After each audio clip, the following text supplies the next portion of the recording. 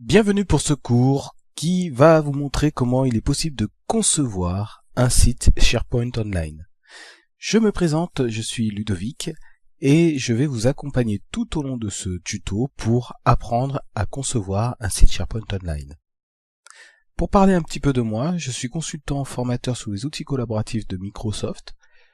Il y a Office 365 et SharePoint, c'est le produit que nous allons voir dans sa version online, et vous allez voir que dans ce tuto on va vraiment voir les particularités de la version online de SharePoint. Voyons les objectifs ensemble. Premier objectif, c'est de pouvoir créer une collection de sites SharePoint, de donner accès à cette collection de sites et également de gérer le partage vers l'extérieur. Autre objectif, c'est de pouvoir créer, gérer des listes et des bibliothèques, c'est-à-dire les composants essentiels de SharePoint qui vont vous permettre d'afficher des informations, de les recueillir ou encore de stocker et partager des documents.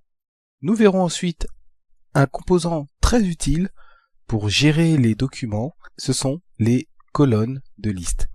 Au travers de ces colonnes, vous aurez la possibilité d'afficher un certain nombre d'informations, mais également de trier les documents, c'est ce que nous allons voir au cours de ce tuto.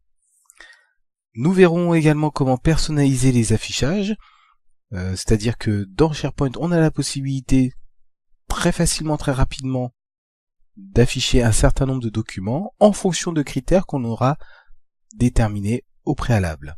Nous gérons ensuite les droits, nous allons voir comment fonctionne la gestion des droits, que ce soit sur un site ou tous les sous-sites que vous avez dans votre site SharePoint.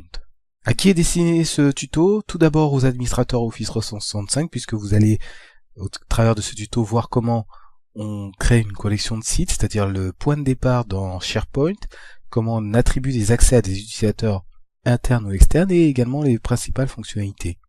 Et donc ce sera également utile à toute personne qui doit mettre en place un site SharePoint, qui n'a pas forcément des compétences informatiques ou des habilitations informatiques, mais qui a besoin de savoir comment créer une liste, une bibliothèque, comment on va gérer les informations dans SharePoint.